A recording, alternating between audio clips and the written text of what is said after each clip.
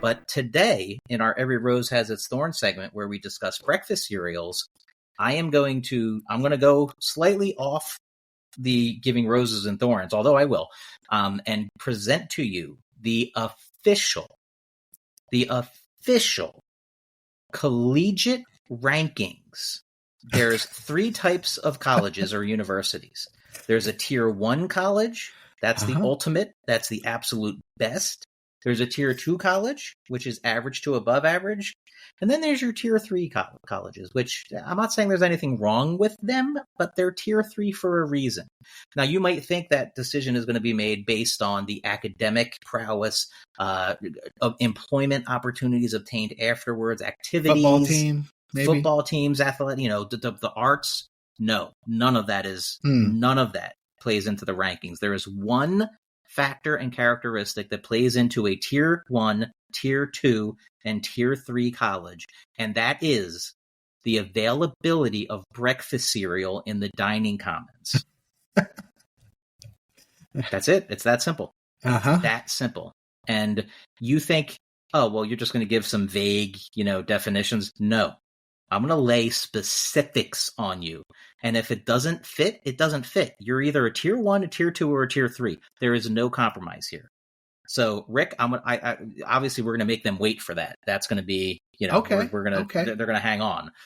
So why don't we start with our own personal roses and thorns for breakfast cereal, and then we'll go into the most important thing in the history of our podcast. Yeah, the climax of this segment. So, okay, yeah, good. So, let me start. I'm going to go with my roses first this week. So, my first, and I maybe teased this last week, my number 1 rose is peanut butter Cap'n Crunch.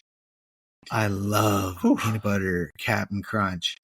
There's like some kind of a cereal varnish that they put on that thing that you can put milk in there and leave it in there for like 10 minutes and it does not get soggy. It stays crunchy and it doesn't get soggy and soak in the milk, but it kind of absorbs some of the milk. So you get like a explosion of milk, of like sugar milk when you crunch it. I mean, it's a beautiful thing. I love peanut butter Cap'n Crunch. And as much as I like Reese's, the Reese's Puffs they don't compare. They don't compare to peanut butter Captain Crunch. That's my number 1 rose. I'll give you a runner up though. And you mentioned chocolate in the segue, Nick. How about some Cocoa Krispies? Some Cocoa Krispies that are delicious. You have to eat them a little more quickly than you do the peanut butter Cap'n Crunch because they will sog on you. But if you get those consumed in a good amount of time, you get a double treat because you not only get the delicious Cocoa Krispies, but then you get to drink the chocolate milk. Oh, man. It just makes me happy thinking about that. There's nothing I can add to that. It's just the perfect. Such good stuff. It's the perfect. Yeah. Bella would disagree with you slightly. Cocoa. Really? Reese's Puffs are her favorite cereal. Really? Has she had the peanut butter Cap'n Crunch to compare? I don't think she has. Which we will have to make her try that. But yeah, I'm going to bring some along on the trip next. Actually, I'll bring some along to Liberty. Ooh, yeah, great idea. I will bring some along so she can try it and compare and contrast. Well, maybe we'll get both. Maybe I'll get both so she has to kind of taste them both. Ooh, I'm pretty sure we'll have blind taste test. Oh, you'll have you'll have some Reese's? She'll have the Reese's Puffs, but I don't know that you can do a blind taste test because Captain Crunch is so crunchy, and the Reese's Puffs kind of like are soft and I think they're darker too. I think they're darker. I think they are. Yeah, they've got that. Unless we actually made her blind. I mean, we'll actually give her a blindfold or something. I don't know. There's a way to do it. She's definitely going to have to test them both. Yeah. So what are the thorns, Rick? All right, I've got 2 thorns. Number 1 thorn is Cheerios. Sorry, my Cheerios fans everywhere. I've not ever been a fan of Cheerios. They're just bland to me. I have all different kinds of Cheerios, and I just don't really care for them. I'm not a Cheerios fan. And the number 2 is my thorn here, Nick, is a cereal that I loved and I can no longer get it. So it's harkening back to, remember we talked about like some of the candy bars that they no longer make, right? Like Powerhouse and PB Crunch and things like that. Well, they no longer make Nut and Honey. I loved Nut and Honey. Yeah, you can't get it anymore. And remember one of the best things about Nut and Honey, speaking of the 80s, Nick, is they had like the they had like the ads where you'd have like this private sitting, like, you know, eating a cereal, and a sergeant walks in with a mustache and says, "What are you eating, private?" And then the private looks up and says, "Nothing, honey." And the sergeant gets all mad. I mean, they had a lot of different variations of that little catch, but love the ads, and I love the cereal, and I don't know why it got discontinued. So that's a thorn for me, because I can no longer get it, and I no longer get to watch the funny ads. That's a real thorn. So yeah, I would say real quick, my roses is that breakfast cereal can be a meal, any meal of the day. It can be a breakfast, lunch, or dinner, and snack. Mm-hmm. So always room for breakfast cereal. Yep. A secondary rose would be any chocolate cereal that makes the milk chocolate milk that you get to drink at the end. Yeah. Just like you said. Yeah. And I'm only going to go one thorn, and I actually thought you were going to mention this, and this is even with breakfast cereals I like. So there are ones that qualify on my like it list, but I can't really eat it for this reason. And honeycombs is a good example. Any cereal that makes the top gum behind your front teeth, you know, like your top teeth, raw and tears the skin up in your mouth. You know what I mean? Okay. Like honeycombs are a good example. Captain Crunch does do that sometimes, unfortunately. So those are the cereals that really really mess up the roof of your mouth or your tongue or anything like that. That's a pet peeve there. Interesting. Yeah. That makes sense. Yeah. Reasonable. Yeah. Reasonable thorns. Mm-hmm. Well, Rick, it's time. All right. Let's do it. The ranking. So you will know whatever college you pick to go to. You people out there, you make your decisions, do what you want. But when you visit, go to the dining commons and look at the availability of the breakfast cereals. And you will then know if your school is a tier 1, a tier 2, a tier 3. I'm going to tell you up front, Rick and I went to Penn State. Penn State is a tier 1 school. It's a tier 1 school. Mm-hmm. Undoubtedly. Now we're going to start with tier 1, the bread and butter, the gold standard. This is mandatory. There's no room for argument. I will make no exceptions. You can either agree or buzz off. Here we go. A tier 1 school will always have Golden Grams. Mm-hmm. Always. You are not a tier 1 school unless you have Golden Grams. You are not a tier 1 school unless you have Lucky Charms. Good point. You must have Golden Grams. You must have Lucky Charms. Now, I will allow one of those two, either Golden Grams or Lucky Charms. I will allow them to be substituted by honeycomb. But if it's not honeycomb, you can't make a substitution. It's Golden Grams or Lucky Charms. Now, a tier 1 school, in addition to those two, must also have name brand Kellogg's Raisin Bran. Name brand, not cheap knockoff generic. Okay, no great value here. They got to have Kellogg's. Yep, got to be Kellogg's or Post. Post is acceptable as well. Post or Post or Kellogg's.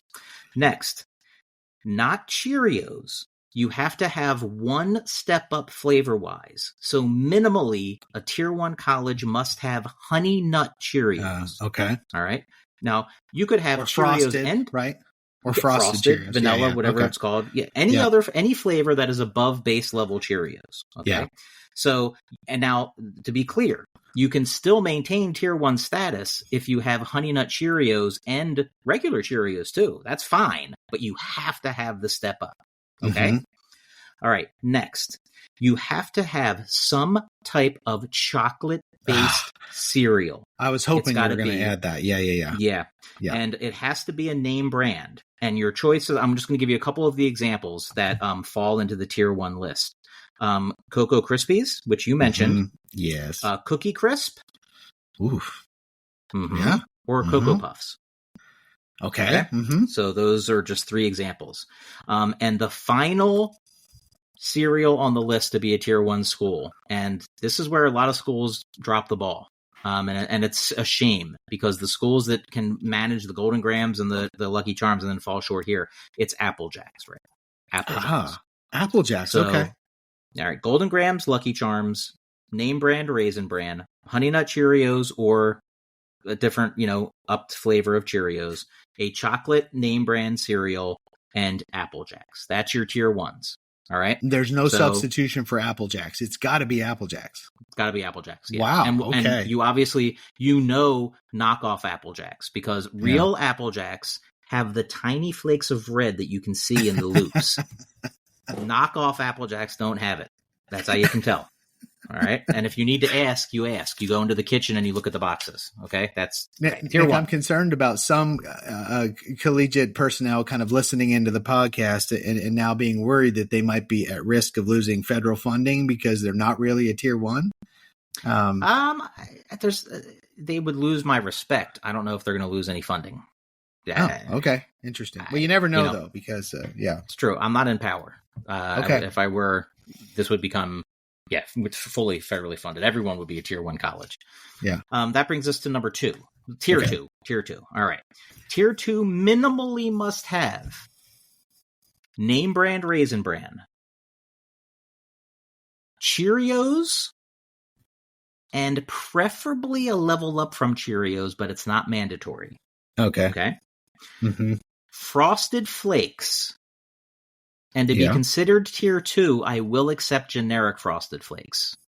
Okay. A tier 2 school still must have a chocolate-based name brand cereal. So you still have to have chocolate-based name brand. And while you don't have to have Apple Jacks, you do have to have Fruit Loops.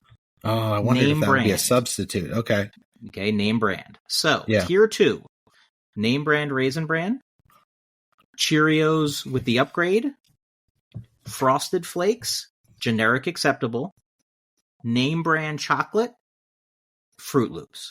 Or now, Apple Jacks, right? You could substitute like Apple Jacks because that's tier 1.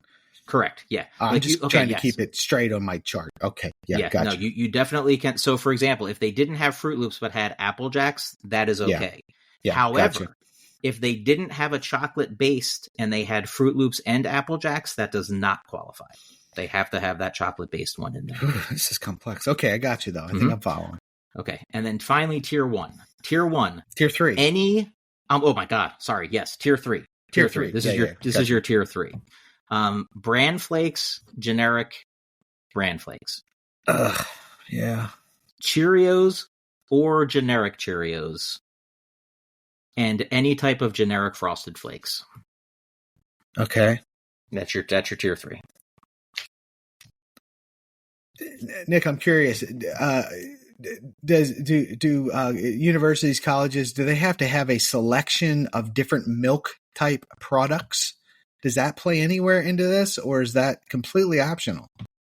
They see. The milk is so important, yet it doesn't matter for the tiers of the cereal.